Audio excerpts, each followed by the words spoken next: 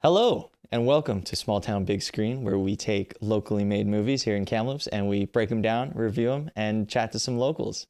Today, we're reviewing Dangerous, which was filmed in 2021, and super stoked to talk to you about this one, actually. This is one that I worked on, so I have a soft spot for it a little bit, and it was pretty early on in my lighting career. Mm-hmm. So yeah, I'm pretty stoked to chat with you about this one. Excellent. Well, why don't we get to it? We are reviewing the film Dangerous. It was released on November 5th, 2021, directed by David Hackle, written by Christopher Borelli, starring Scott Eastwood, Kevin Durant, Famke Janssen, and Tyrese Gibson. Has a Metascore of 27 and a Letterboxd score of 2.3. For awards and nominations, it got 2 nominations for the Razzies. Worst Actor for Scott Eastwood and Worst Supporting Actor for Mel Gibson. Filming locations were in Cleveland, Ohio, Vancouver, West Kelowna, and the Douglas Lake area, as well as Kamloops. Of course. The plot: a reformed sociopath journeys to a remote island to investigate the mystery behind his brother's demise, but soon ends up facing off with more than he bargained for. Mm-hmm. Kyle, why don't you share your spoiler-free thoughts on Dangerous? So, as I said, I worked on this, so I have a bit of a soft spot for it. Mm-hmm. In terms of like watching it gives me nostalgia. This was the first, like, it's weird because it wasn't the first larger budget movie I worked on. I did a Hallmark that had like a $5 million budget, like had some crazy Hallmark budget. And then I did, it's not like the first non-Hallmark I worked on either. Mm-hmm. I had started with a really indie project, but this was the third thing that I worked on, and it felt completely new to me. It's to date the only action movie that I ever worked on, and the only like live explosion I got to see on set, which was pretty sick. That's kind of cool. It was really cool. All right. But we'll talk about it later. Sure. So I had a lot of fun on this. It was also the first. It's the first crew that took me not knowing that I was completely green. Okay. Which was nice. Even though like they figured it out, I had to be taught a lot of stuff, but it was cool. But the movie itself, I think, like I really wanted it to be good while I was working on it, but it just doesn't quite do what it's trying to do. You know, I think it just lacks in a lot of areas. Mm-hmm. There are some good moments, mm-hmm. but it's few and far between, unfortunately. I still get a kick personally out of watching it because I'm like, oh, I was there, I did this there, you know, and that's a lot of fun. That's always fun for me. But I found myself pretty much watching it just to do that this time. This was the second time I'd watched it. Save for admiring some really cool sets, which might also be affected by the fact that I was there in person and whatever. But it was fun to work on, not quite so fun to watch, but, you know, that's just me. What did you think, Manny? This movie was not good. Yeah, this was rough. This was hard to pay attention to. The Razzie nomination for Scott Eastwood is warranted. He is legitimately bad. The Razzie nomination for Mel Gibson makes no sense. That's just a pot shot at a superstar and someone who is obviously problematic now. So that nomination makes no sense because his scenes are so minimal that there's not much for him to do, but he's actively not bad in them. So I disagree with that, but Eastwood is a major problem in this movie. He is not good. His acting is bad. His fight scenes are horrible. It's just not a good movie. The idea behind the movie is interesting about this former sociopath who is working through his problems, but stumbles into a heist kind of thing. And he has to kind of save his family. The problem is that not spoiling anything because that's part of the plot, but the problem is that at times, Mel Gibson, who plays his therapist, he's calling him in the midst of these fights.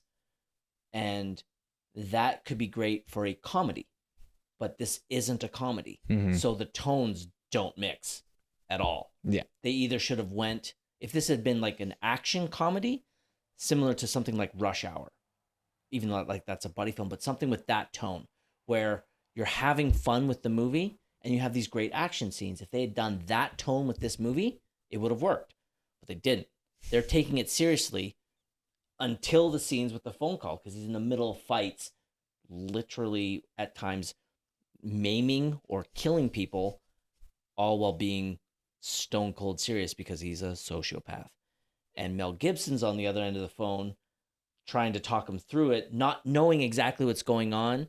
So there's double entendres in the words that he's using that Mel Gibson thinks are helping, mm-hmm. when they're in fact kind of encouraging him to do horrible things to human beings.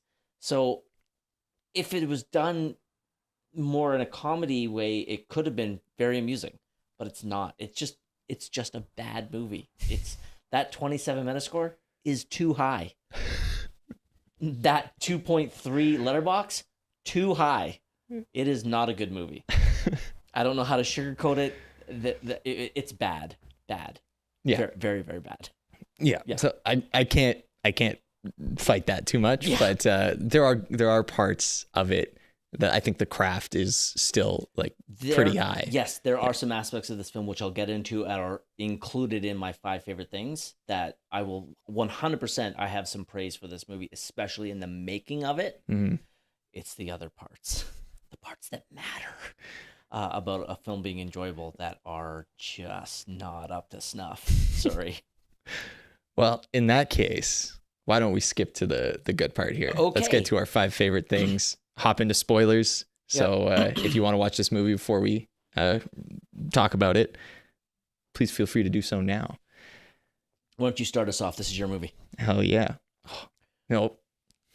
Cut that. Sounds good. So to start us off, as you were saying already, my number 5 is the concept. I think it's a really good idea.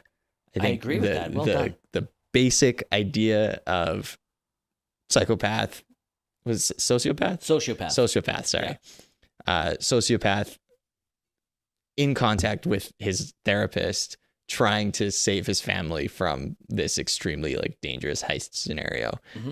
I think that's really cool. I just don't think the execution was there, but whoever had that idea was on the right track. Well, they totally stole the idea. Oh, did they? They did. This is done very similarly in a much better movie called Grosse Point Blank with John Cusack. Oh, I've seen that. Yeah. Oh, yeah. Oh. Yeah. Yeah, you're right. That being said, it's still a great idea that can definitely be played. So it's sad I didn't even think of that. Like, Grosse Point Blank is the exact tone that this movie should have went for. 100%, yeah. And if they'd done it, it would be as entertaining as that movie, because that movie is a lot of fun. Yeah. And the violence is over the top. There is well, I'm not going to spoil anything. There's a guy that gets murdered with a pen to the eye, and you see it, and it's nasty, but the movie's playing everything in a fun way. And there is some very extreme violence, but it's not fun. It's supposed to be taken seriously, and then again, you have the scenes where he calls his therapist. So the idea is great, and when done properly, it can be a lot of fun. This was just executed poorly, but I agree with you. The idea for this movie is great. I love it at your number 5. Yeah. Cool. My number 5, little problematic, but I have to be honest. It's Mel Gibson. I love Mel Gibson. I grew up with him. I understand that he is not a good person, but I can't deny that I like seeing him on screen. It could also be that I also recently watched a movie of his from 1999 called Payback, where he's awesome. Nice. So seeing those 2 movies so close together probably elevated my enjoyment of seeing him on screen, but I have to be honest, I like seeing him on screen. So my number 5 is Mel Gibson. Yeah, it's tough. I mean, you get really good actors who do, bad stuff in their personal life. You just got to separate art from artists sometimes. Yeah. And, I agree. I think in terms of the acting of this movie, he is doing just fine. He's just fine. He's not great. Yeah. But I always do like seeing him on screen. Yeah. I think it's a good role for him. It's fine. It makes sense. It fits. Cool. Your number 4? Yeah. My number 4 is the jail set. Yeah. This is purely because I was there. So this was shot in Kamloops. And we'll get more into that later on, I believe. Okay. Yes, we will. Okay. But this was the first time I stepped onto a set that had A-listers, real Hollywood people, on it. And I wouldn't go A-listers. Well, Tyrese Gibson's no, he's higher level. Okay. It felt really cool. But being on that set, it was also the first time that I PA'd, and to date, the only time that I PA'd for money. For those that don't know, what is production assistant? There you go. My bad. The lowest of the low on the totem pole. We got to talk to Ryan Kavanaugh recently on the A-Team episode. That's right. About what it's like to be a PA. Yes. Yeah. He had some much better insights than I did. He was doing it longer than me, for sure. But I spent that day opening a gate and closing the gate. Isn't that what Ryan did as well? Yeah. Pretty sure it was at the exact same place. But yeah, I opened a gate. In fact, I didn't even close it. I watched it close. I opened the gate and watched it close for people. I let in the wrong guy once. Uh-oh. He was looking for landfill. Okay. Missed it. He definitely missed it by a lot. Yeah. But had a lot of fun on it. And then right at the end, somebody came and spelled me off, and I got to go watch set while everyone had lunch. And so I got to just walk around that set for like a half hour by myself completely. Nice. Yeah, it was really sick. And seeing that on screen was really cool. And knowing the space that they converted, because it's basically a big warehouse. It's like empty. Knowing that space and how they made it look, I think they did a really good job. Completely sells as what they're going for. And I thought it looked really cool. So that's my number 4. Okay, cool. Yeah. My number 4, we are in spoilers. Yes. Need to make that clear. Big time. Okay. It's Tyrese's death. Yeah. With a star of that magnitude, an A-lister. Yeah. Him dying is a shock. Yeah. Because if you're gonna spend the money, you might want to maximize his screen time. So I was unprepared. As it was moving along, I'm like, how's he gonna get out of this? And then he doesn't. Yeah. And he's turned into Swiss cheese. Yeah. As they shoot multiple holes in him. So I was bloody holes too. Yes. Yeah. Yes. So I was pretty shocked, delighted, because I love it when that kind of stuff happens. Yeah. When a death occurs that you're not really anticipating. So they Drew Barrymore'd him. Almost. So it was, spoilers. So I was pleasantly shocked that occurred, because I expected it to kind of be like a buddy movie. Yeah. They were setting it up to be like a buddy movie, and there's no buddy movie because he was viciously murdered. Yeah. Yeah. Oh yeah. Yeah. Big fan. Number 4. Nice. So my number 3. Yeah. Kevin Durand. Nice. I like him a lot. Heck yeah. I think he does really good as the villain here. He, on top of, I think, being really good in this role, is a really nice human being. I keep hearing that. Yeah, he was. I was petrified for a lot of this. Like when I was in my car at that gate, I was just petrified that if I ended up on set, I would break some kind of actor etiquette, because it's like, these are people who will care for real. Yep. And I was pretty new. First thing that happened when I got there is I held open a door for Kevin Durand and Scott Eastwood. Both of them, thank you very much. Like, see you later. Have a good one. Like I mean, I had never seen them before in my life, but it was, they were both like very, very nice. I would say, like, I love polite people. Yeah. More than the basic amount of politeness. Like, they were both pretty giddy. Nice. And, like, very kind. That makes me happy. Yeah. And that continued for all of the actors that I interacted with on this movie. They were all super kind, super nice. But that aside, Kevin Durand in this role, I think does a really, really good job. He's really playing it up. And I love his entrance with Tyrese Gibson's death. That was a good moment. I enjoy the quietness, and he's just pulling off like a good kind of foil to Scott Eastwood. The same kind of sociopath, whatever, I would assume, but more accepting of that part of himself. Yep. So yeah, I liked him a lot. He's my number 3. I like that number 3. I enjoyed him as the villain as well. He also plays the main villain in The Kingdom of the Planet of the Apes. There's got to be more of those in that title apparently. Yep. But he's really great in it. And he also has a role in a movie I love called 3:10 to Yuma. He plays one of the, it's not a spoiler, it's a whole premise. He plays one of the crew that is taking Russell Crowe's outlaw to Yuma to get on a train to be transported to jail. And it's very similar roles. He plays a very big jerk in that movie. And it's an absolute delight. And it makes me so happy because he's so good in these evil roles to hear that he's a really nice guy. Yeah. It's very similar to everything I hear about Alan Rickman, who is the greatest villain of all time, in my opinion, as Hans Gruber.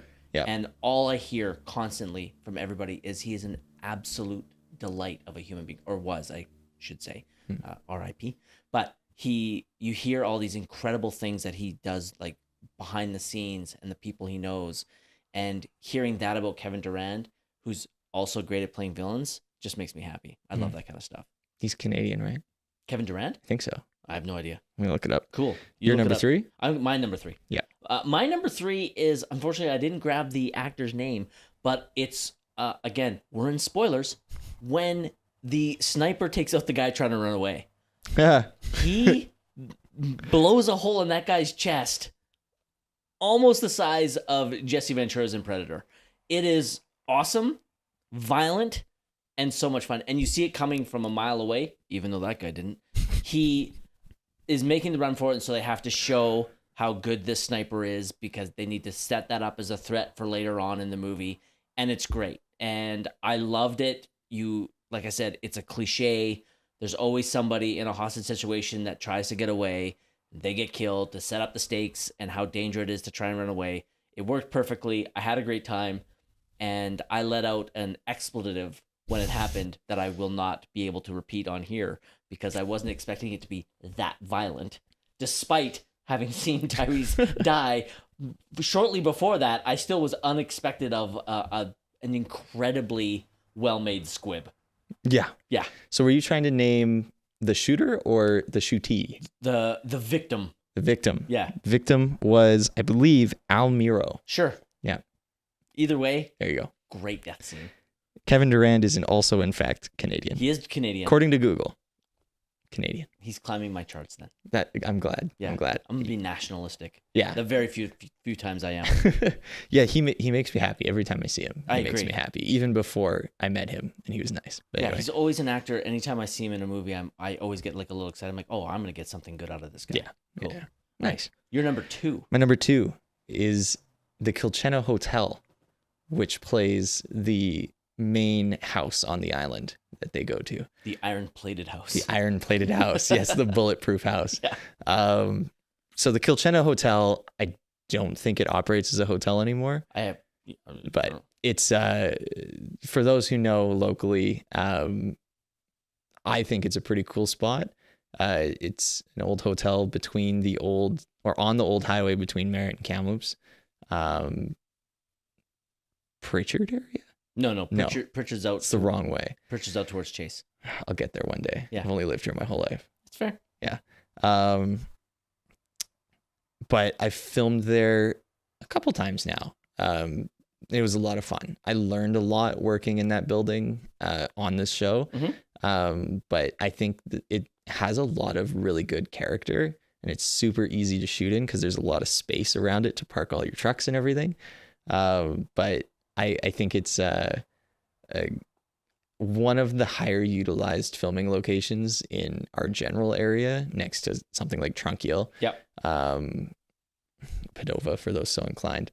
But I think it's utilized a lot in the context of our area, but an underutilized filming location. Like, it's awesome. And if you, it's so unfortunate that all those scenes were at night, because if you look around, it's beautiful. Like, that area is just pristine. Mm-hmm. Yeah. And you're still on a highway, but there's no traffic because it's redundant. It's the old Barrett Highway yeah. that nobody drives on anymore. Exactly. So yeah, I really love shooting there, and seeing it on film was really cool. There was a couple of walls that were just completely built by carpenters that were really cool. I was like trying to find them, and the only reason I could find them was because I knew the geography. There was no mistakes. They did a great job.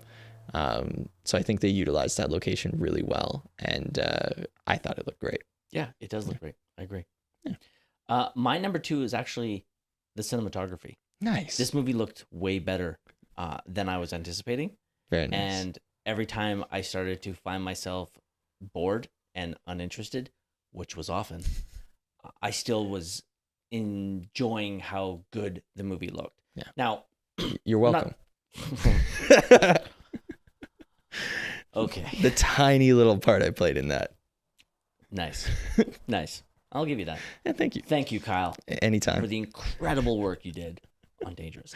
I'm not saying that like this was award-worthy work, not to denigrate what you did, but I found that the movie definitely looked good, and I had at no times was I ever taken out by bad camera movement or a scene was underlit or overlit or anything like that. I found the movie looked really good throughout, which was shocking because everything else was so bad.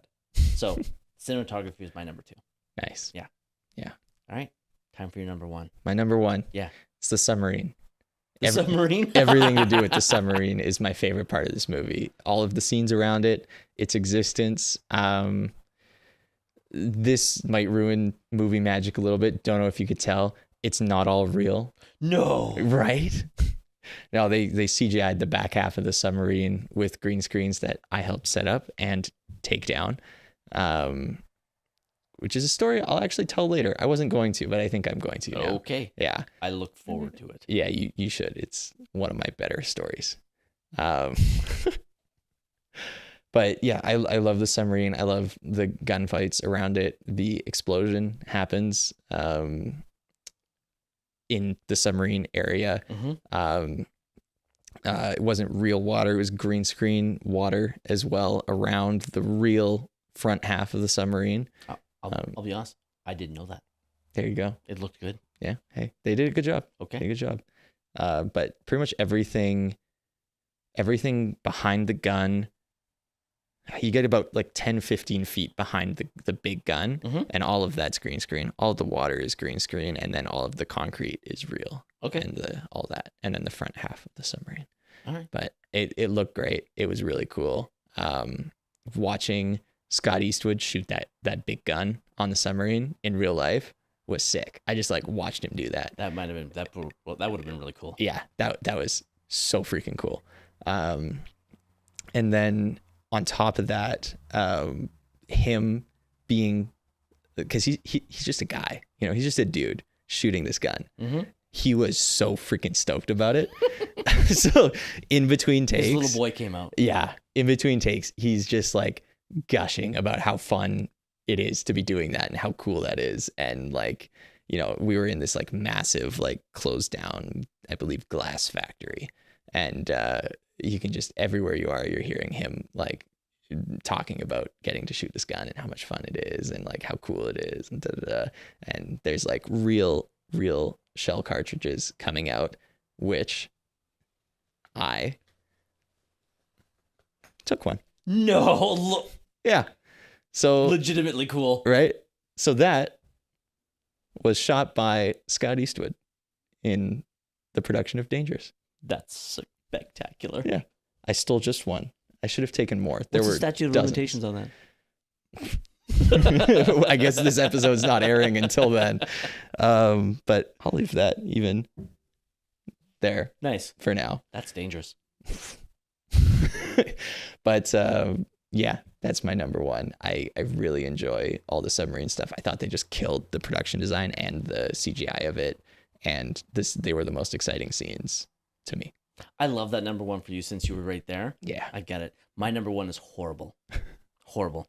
And I picked it because I wanted to exemplify just how much I didn't enjoy this movie. Because this is my favorite thing about the movie, is the sound effects of the stabbing at the end of the film. They were over the top and squishy. Yeah. And I loved them. That's how much I didn't like this movie, that's my favorite thing about the movie, is the squishy knife stabbing sounds in the climactic battle. Is that genuinely above the cinematography? Yep. Wow. Yep. Okay. Yeah. I just wanted to make sure I really punctuated that that's the best thing about this movie. I know you warned me that I would not really like this pick. Yeah. It is legitimately my favorite thing about this movie. I've heard numerous stabbing sounds and never really honestly paid much attention to them. Yeah. But this movie was so boring to me that when they squishy sounded that knife stabbing, I was like, that sounded really cool. That's how bad this movie is. Okay. Yeah. Nice. Cool. Happy for you. Thank you. All right. What didn't you like about this movie? Let me consult. I can't remember. Oh yeah, it was the way everything was executed. Okay. Yeah, I mean, like, I think the craft of like the cinematography, the production design, even like the CGI, like it all comes together so well. Mm-hmm. And it all individually looks so good, but it just doesn't tell a good story. Like, just there's something wrong in the story and the tone. I think the tone's the big one. The tone is the problem. Yeah. So that's it for me. It's just, it was a lot of great stuff was present, even actors that I like in other stuff, and it just didn't come together. Okay. Yeah. So obviously I've been going on about how much I didn't enjoy this movie. This is the part that I didn't like because and I'm not even lying, it literally broke my heart. We haven't mentioned it at all, but Famke Janssen's in this movie.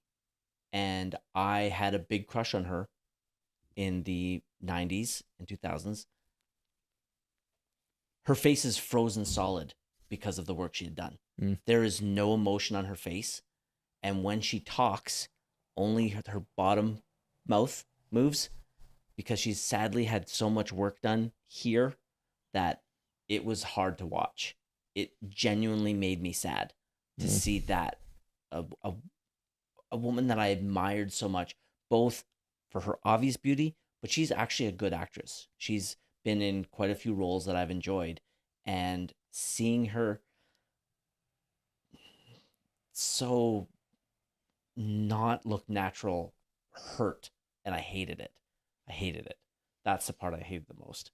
Seeing someone that I liked that much have that. I'm just gonna leave it there. I'll leave it there. It's unfortunate because when you're acting, you're emoting. Like that's what you're doing, and anything that takes away your ability to emote is taking tools out of your pocket. Mm-hmm. And sometimes there's a tool you need that you just don't have, and that's true for anything. Like there's so many applications where you can do something that you want to do. I mean, I was a goalkeeper in soccer, and we were specifically, not that this was ever a problem for me, but we were specifically told not to work out our upper body and shoulders too much because you lose your reflex. Like you lose your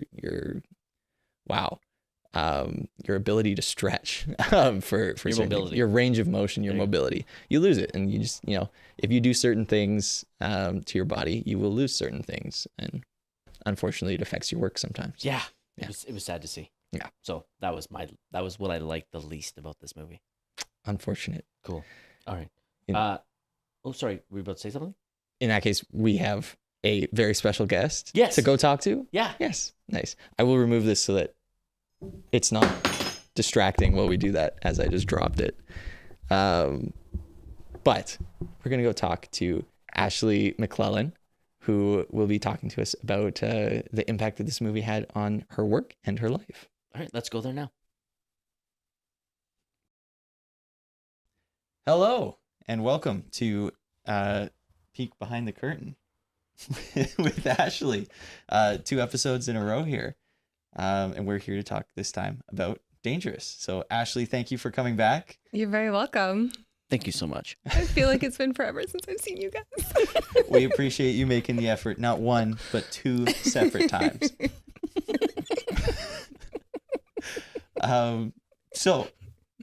What was the experience hosting?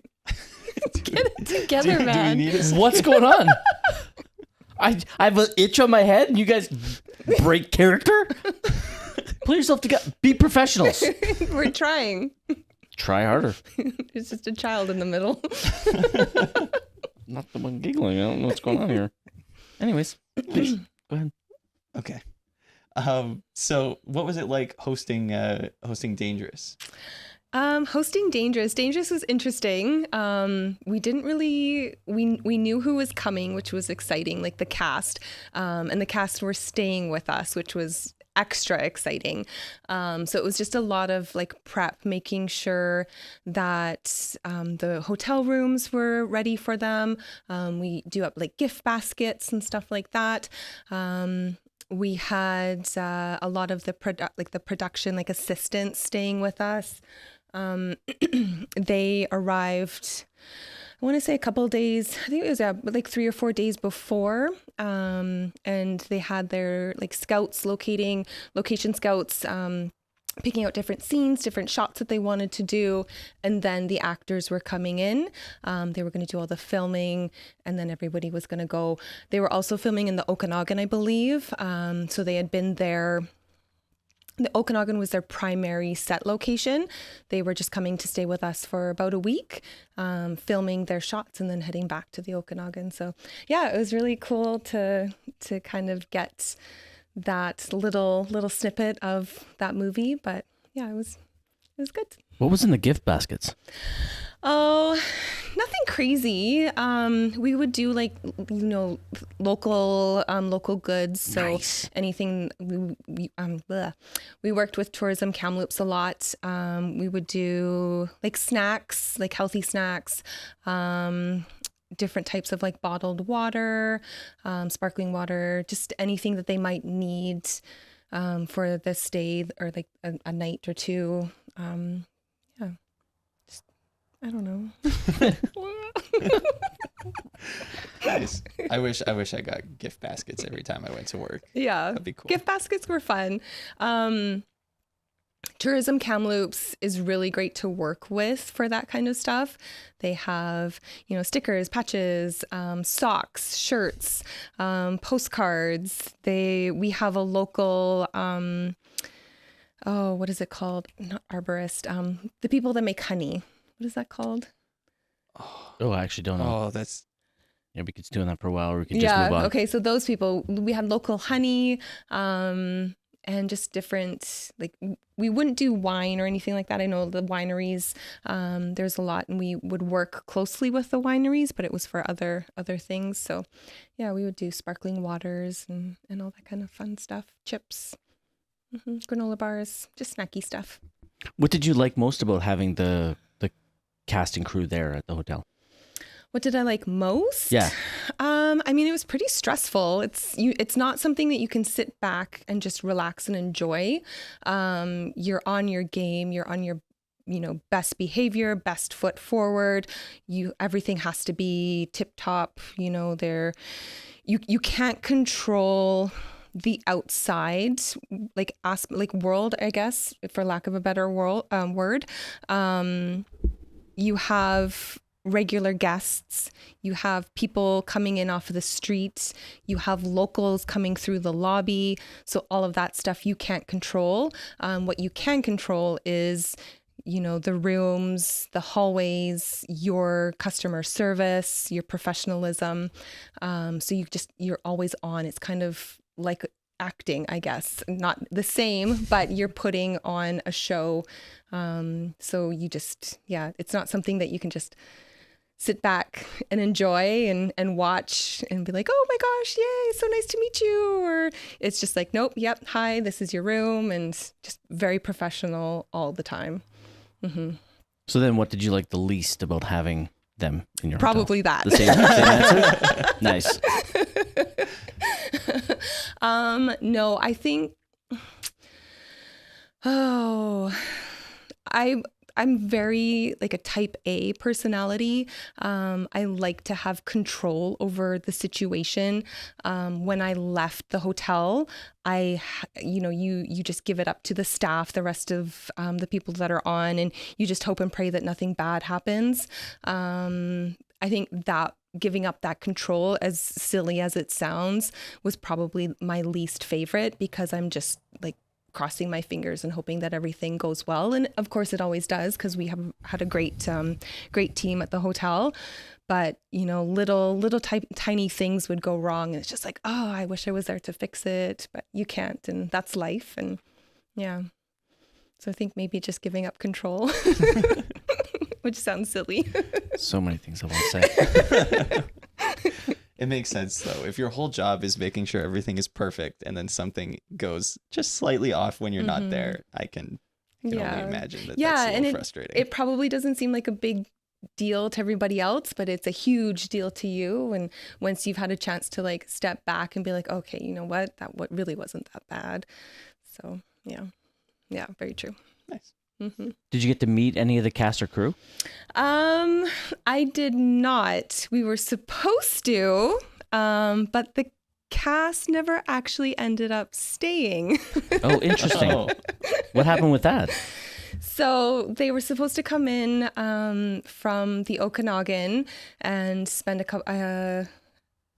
at least one night, maybe two, filming. So we had everything ready in their rooms, gift baskets, everything was set to go. They were going to be arriving a little bit later. So the front desk was prepared to just, check them in, and then away they went to their rooms because they had to get up early for filming. When I came in the morning, there was nobody there. So when they were staying in the Okanagan, they all had, I'm assuming, very nice places. They had rented like penthouse suites, houses for a couple of them. And I think a lot of them just had their drivers drive them to Kamloops for set. And then at the end of the day, they just drove back to the Okanagan and stayed in their houses. So am I allowed to tell the story? Yes. Yes, please. Please do. So if you were in Kamloops, I'm sure you would have heard Tyrese Gibson gave his hotel away to some very lovely couple that were unhoused, and he did this whole big story of going out into downtown Kamloops and meeting some people and having conversations with them, and kind of giving back, which was lovely. Like I think he bought a couple like dinner. I don't know how true it was, but there was like he was just throwing out money. I don't know if he actually did that or not. I didn't see it, but there was just talks or rumors of it. And he gave the keys to his hotel to I want to say two families. And so they had a great stay. They got a gift basket. Yeah, and a gift basket. Jealous. So, I mean, like in hindsight, it was nice because I'm sure they got to have a warm place to stay. But on the liability side, it's the production company that's responsible. It's the hotel that's responsible.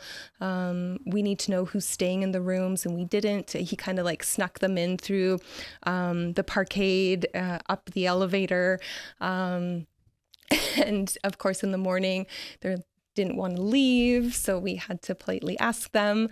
So yeah, it was just a crazy story. And and he had posted it all to his stories on social media. So getting to watch it and then also know like the behind the scenes was pretty entertaining. Some of our staff didn't find it very entertaining, but he was a great sport about it. He called the next day and apologized, sent a gift to our general manager for all the extra hassle. And yeah, I think the production crew had to have, or the production company had to have a little talk with him. Like, please don't do this. Yes, it was very nice, but please don't ever do this again.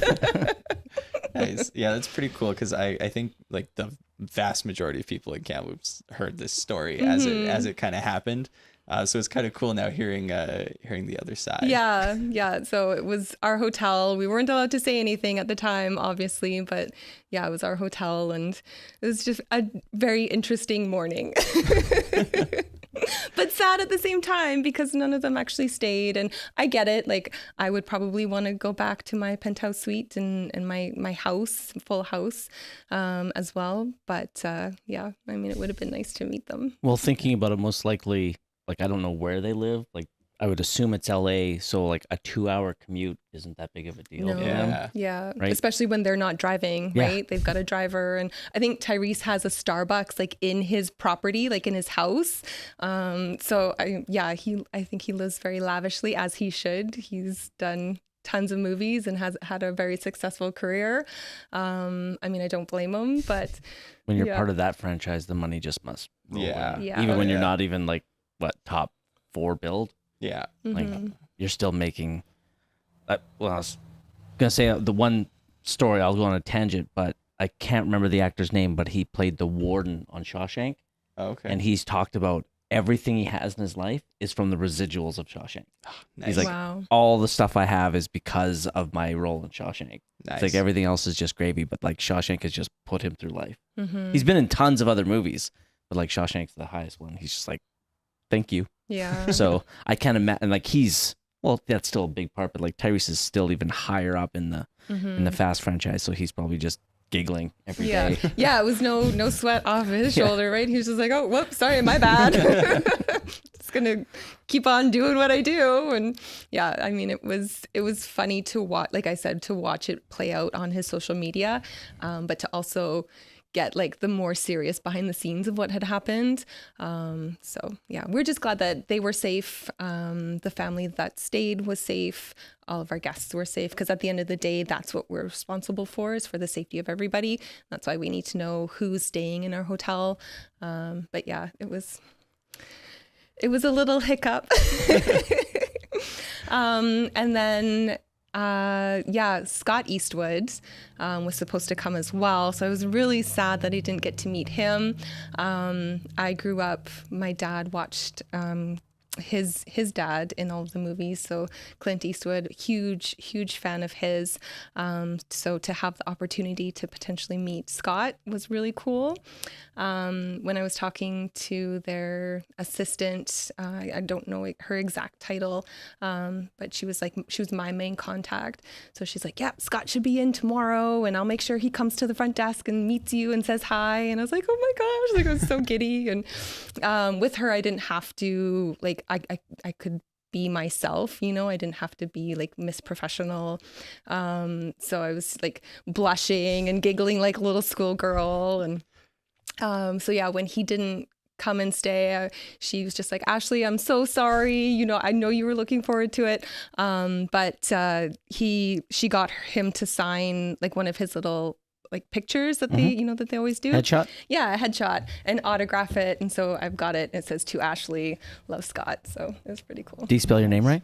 He did not spell my name right, but it's really hard spelling. It So I mean, whatever, it's Scott Eastwood. I'll give it to him. He tried. Bless him. He tried. Nice. That's really cool. Yeah. So I hung that up in my office, and I got to say good morning to him every time I came into the office. Zoom calls, he'd be like over my shoulder. Nice. And everyone would say, "Hi, Scott." Yeah. They're like, "What's that name?" Don't worry about that. You could have stolen it from another Ashleigh. It's not even for you. Yeah. Oh, could you imagine? Probably. I wouldn't put it past you. I'm just glad he didn't spell it with like an EY. Like he tried to spell the way that my name is actually spelled. So yeah, nice. I'm okay with it. Perfect. It's a fun story. Do you feel that the crew being there, even though they were only there for a week, had a positive impact on the hotel and possibly the community itself? Positive on the hotel, yes, because they set up additional rooms for their costume, for like hair and makeup, all that kind of stuff. They stored a lot of the film stuff at our hotel, so we were able to use kind of like our last rent rooms, is what we call them in the industry. So rooms that probably wouldn't have been booked in the first place, we were able to sell for all of that storage space, which was good. It was in kind of like our slow season when they were filming. So, we don't really have the summer tours. So being able to bid on that business, that chunk of business, is always going to be super helpful for the hotel. I don't know if they were in Kamloops long enough to have an impact on the city. Maybe like the downtown core, going out to different restaurants to eat, like the convenience shops, the London Drugs or Shoppers Drug Marts of downtown. So maybe to that, but I'm not sure. They were in and out. They basically shoot all day, come back to their rooms, sleep as much as they can, and then they're up at the crack of dawn and back out shooting. So, yeah. Probably more of an impact in the Okanagan would be my guess. But since they were there primarily. Yeah, it was their primary stop or location. Yep. Nice. And how would you say the prep for just a week and a smaller crew compares to like Jurassic World? No matter what type of film, the prep is the majority of your busyness. You're preparing months and months in advance, and it's almost like once they're here and staying, you're like, okay, like nothing else, like if anything's going to go wrong, it's going to go wrong. But we've prepared, everything is in place. Everything should go smoothly. You're just kind of on standby in case they need anything or have any questions or anything like that. It's the planning prior to their arrival that is our busiest. It's all the multiple emails back and forth, phone conversations, and then making sure that their rooms are blocked properly. So if they need to be on a specific floor or if they have to be away from other guests, kind of coordinating that, working with your front desk to make sure that everything's assigned properly, making sure that your front desk knows as much as they need to know, in terms of, okay, this is who's coming in. We don't need credit cards from these people. It's already paid and taken care of. A lot of like hotels will ask a credit card for incidentals. With big groups, it doesn't really work the same way as an individual stay. So there's just different parameters that way. Just making sure that everybody knows their role and what's going on. And just hoping for the best. And usually everything is smooth sailing, unless, people don't show up and they just give away their rooms. Do you feel that being a part of the behind the scenes of making a movie like this, with you hosting them at that hotel, do you feel it gave you a little bit more of appreciation of how hard it is to make movies or how big of a production it is? Do you feel that what you did and being a part of that made you appreciate the making movies more? Yeah, definitely. It made me appreciate how a movie is made, and everything that goes into it, because you see, this movie started filming here, but it doesn't come to theaters until like 2 years later. And you're like, what are they doing? Like, how long does it take to like film a movie? Right.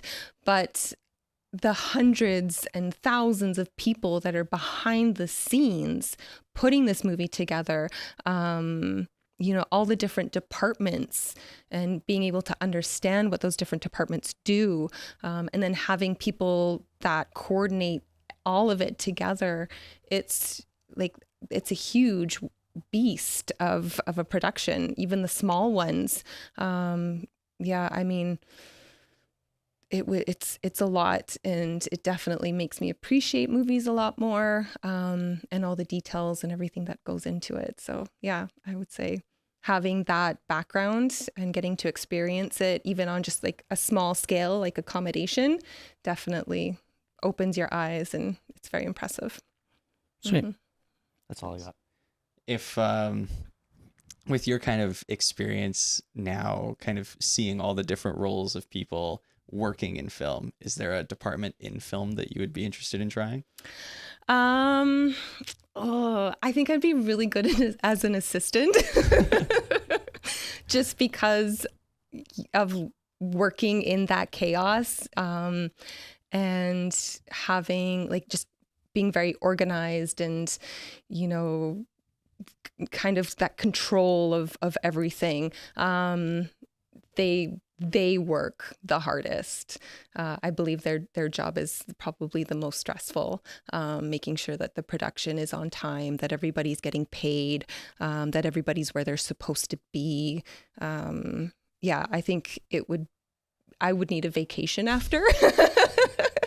But I think that would be probably the most fun. I would not want to work in logistics. Logistics just seems like a nightmare that I would not want to even go near. That's fair. That is my experience. 100%. Yeah. Put me as an assistant near the craft tent and I'll be very happy. Nice. Yeah, that's everything I've got as well. So awesome. Yeah. Well, thank you so much, Ashleigh, for joining us for a peek behind the curtains on Dangerous. Thanks, guys. Awesome. Thank you. Now we'll get to some cool facts with Kyle. Welcome back. And again, big thank you to Ashleigh McLellan for joining us and talking about her experiences on this movie. So I guess we're getting into some cool facts. Yeah. All right. Cool facts with Kyle. Cool facts with Kyle. Are we renaming this? Yeah. 6 episodes in? Yeah. 6 episodes in. Wow. I couldn't remember which one we were on. Took us long enough to get here. So the first cool fact. Yeah. The Yamashita gold, or treasure, as I think it's known more commonly, is real. What? Yeah. It's a real thing. Unfound, but it refers to the gold left behind by the Imperial Japanese Army in South Asia after they pulled back in World War II.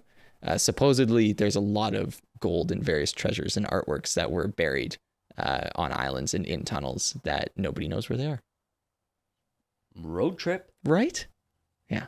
Maybe some of it's been found. I'm not sure, actually. Okay. But it generally refers to that potential treasure. Cool. Yeah. I didn't know that. Right? That's a cool fact. That is a cool fact. Wow. This film was initially shelved due to budget constraints, but was made possible by the generous contributions and help of multiple film programs and film credits here in Canada.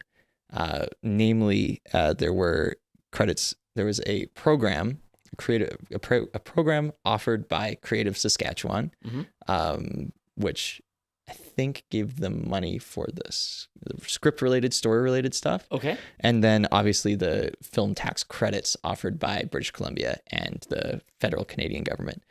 They all made this movie possible. Excellent. Yeah. Kudos to them. Right? Getting movies made. Thanks, guys. Here in Canada.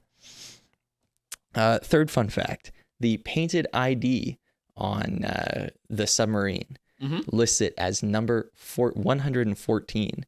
However, that type of submarine was only numbered up to 112. Oh, so this movie's lying to me. How dare that was by far the worst part of the movie. I wish I could go back and list that as my least favorite part now. There you go. Okay. As you should.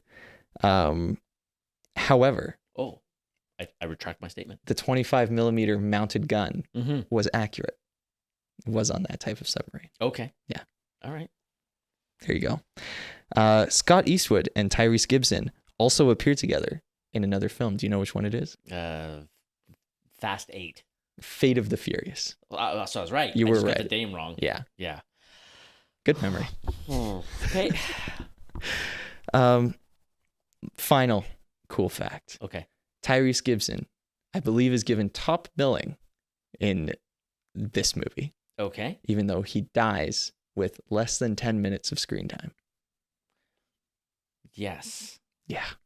At the very least, he's given second, but I believe he's given top. He must be. He has to be getting top billing over Scott Eastwood. Right? Yeah, I would think so. But with less than 10 minutes of screen time to boot. Okay. Anyway, those are my cool facts. I like them. Thanks. Nice and quick. Really in and out this time. I'm a big fan of that. There you go. Yeah. All right. The Small Town Impact Cinematic Imprint. Yeah. Back to me. Yep. Yeah. There's really a defined workload on this podcast, and mine is back heavy. Yeah. So this movie, again, actually, I should mention, this is fully courtesy of the Thompson Nicola Film Commission and Terry Hadwin, and her team, who have given us this information. So this film had an estimated $500,000 economic impact in our area. Holy cow. Yeah, on a budget of $8 million US, estimated. That's impressive. Pretty impressive. That number alone for a movie that was here for not very long, granted that counts the Kashena area, which I probably mispronounced earlier. I think you might have. I think I might have. And also likely Merritt and extended areas as well. Yep. But still, big impact in this area. And, we like to see that kind of thing, again, coming out of a movie that not many people know about. It's just another one of the many. So, yeah, if we could get more movies like that, bringing that kind of impact, that would be pretty sick. Heck yeah. Yeah. So something I hinted at earlier is my number 2 here. Okay. This film utilizes an old wartime bunker here in Kamloops as its jail set. This bunker was built in the World War II era, I believe. So I've been told. This is fully what I've been told by people here. But it is now used as a storage facility for the city. So if you know the big city area near Kennecott, yeah, on McGill. Yeah, on McGill. Yeah. If you go in there to the right, there's just this like big concrete wall under a hill. I've seen it. There you go. I know it's surrounded in barbed wire. You can't get in there. Yeah. And I've always wondered what's in there. Yeah. And you guys go in there? The one up top? Oh. That's server hosting, I believe. Okay. I don't think that has anything to do with this. You gotta go past that, past the compost facility. There's a gate. That was the gate I opened. Yeah, that's the one I'm talking about. Yeah. Yeah. Oh. Okay. Then yeah. Yeah. You go through there. Yeah. Go off to the right. There is a bunker inside a very small hill. Isn't like, and what I'm talking about, isn't there like a couple of like almost concrete triangles sticking out of the ground? Yeah. Yeah. That's Okay. what I'm talking about. All right. You're talking about the same thing. Just, I don't remember there being barbed wire at all. I just remember, well, I shouldn't, maybe not barbed, just it's fenced. Okay. Yeah. It is fenced. In my mind, yeah, there's barbed wire on the top. I 100% super possible. 100% could be wrong. I actually wouldn't be surprised. Okay. I've just often wondered like what's in there. Yeah. And all of it is like city storage. They keep like I think the snowplows are there. Just all kinds of like massive city items go there. So yeah. And inside that bunker, more city stuff. That's disappointing to me. I wanted it to be like Counts' Area 51, but they filmed at least 2 movies in that bunker. Cool. Yeah. I'm just gonna pretend it's Counts' Area 51. There you go. So I'm gonna live in my fantasy world. I'm happy for you. Thanks. So moving on yet again. Yeah. We already talked about that. We talked did. about that in the interview. I wrote down the Tyrese Gibson thing. Yeah. Just in case we didn't cover it. Okay. But we did. So we'll cut this. Thanks, Ashleigh. So last thing I wanted to talk about definitely is just personal stories. Oh. Yeah. Because I've already given them a little bit of credit for this, but the actors on this movie were super sick to work around. I didn't work for them, didn't work with them directly, but they were really, really nice people. Scott Eastwood, as I touched on, was just like this massive ball of like excited energy all the time. Super, super kind to people. I've had experiences with lesser known actors who are more diva-y than anyone I interacted with on this movie. I like to hear that. Yeah. Kevin Durand, especially, he ate lunch with us at one point, or at least ate lunch from our lunch line, which is not usual, but he stood right in front of me with, I believe one of the ADs was just with him to keep tabs on him. And the three of us talked all the way through a lunch line together. And that takes a while on a set like that. There's a lot of people. So we just like talked about his family and like his life and stuff. And, I'm so jealous. Yeah. And how much fun he was having on the shoot and, being back in Canada, because pretty sure he lives in the United States. Definitely does. Yeah. But that was all really cool. And he's a lot of energy, but he's very nice and very personable. Nice. Yeah. So that was sick. Those were the main two guys that I interacted with. Unfortunately, I never saw Tyrese Gibson, even though he was the one I was initially looking out for the most. But I only shared that one day where I was offset the vast majority of the day. That was the only time I was ever even in the same zip code as him, I believe. Gotcha. Yeah. Okay. But my second story, which is not small town impact, I'm just putting it here because you're selfish. Yeah, I'm selfish, and I decided to earlier in the podcast to include this. This film was the single most difficult wrap out I've ever experienced. Okay. Wrap out being taking down all the equipment after shooting is done. We ended on the explosion, which was super cool. Everyone, the whole crew is just gathered around watching the explosion. Explosion happens. Everybody cheers after cut. It's great. And then we put all the gear away enough because we had a wrap day, which is just a completely separate day where everyone shows up, takes all the gear, puts it in the truck. We count everything, make sure it's all there, and somebody drives it away to be returned. Okay. There was a wrap party that night that, because I didn't work on the whole movie, I worked on, I think, 8 days of this. I didn't get invited to the wrap party. That's rude. Which kind of sucked in the first place, but I understand. I get it.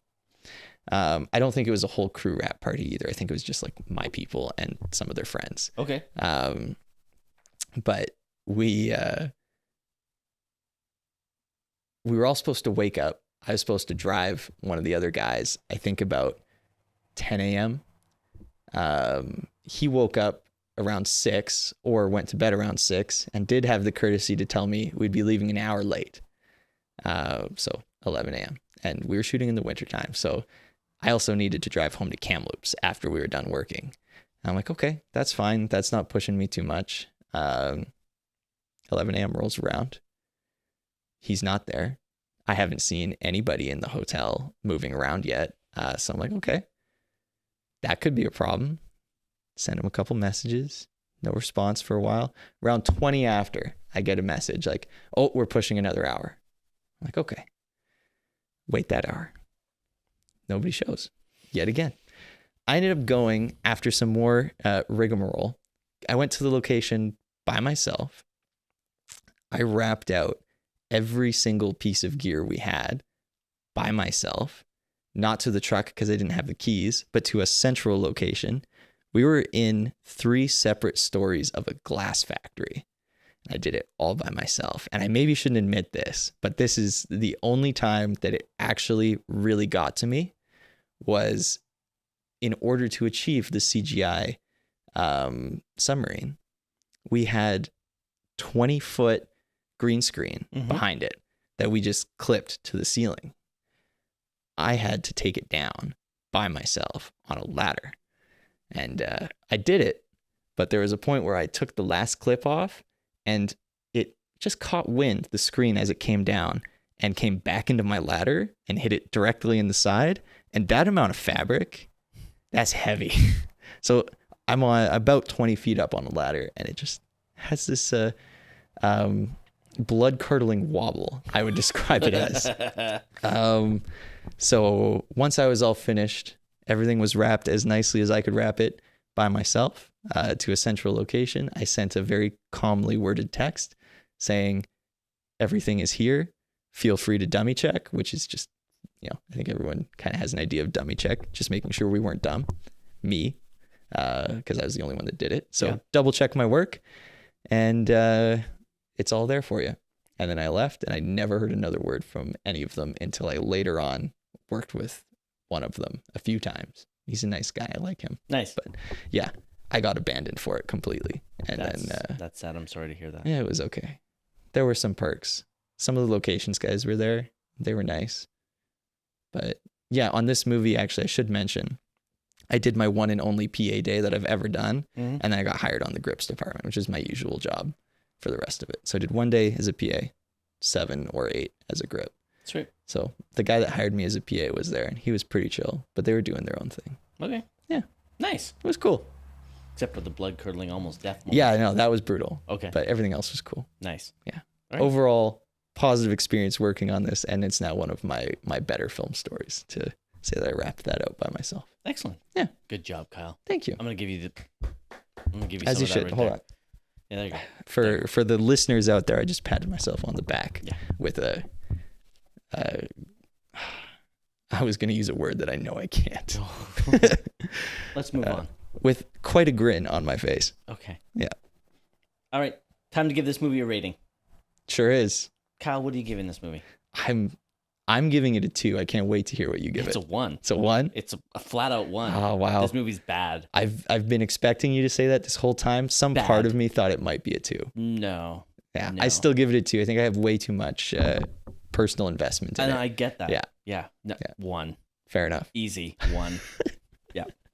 Well, in that case, that's our thoughts, and that's how this movie affected our area. So I guess it's time to go. It is. In that case, you, if you are so inclined, can come find us on social media. On Instagram, Facebook, and TikTok, you can find us at Small Town Big Screen. And I'm trying to remember this, but I'm having a hard time. On Twitter, also known as X, you can find us at STBS_pod. And on Reddit, you can find us at STBS_podcast. If you aren't social media inclined and you would like to still reach out to us, you can reach out to smalltownbigscreen.pod@gmail.com. And that's our social media. All right. So without further ado, thank you for listening and or watching. For Small Town Big Screen, I'm Kyle Robertson. I'm Manny Manuel. Adios.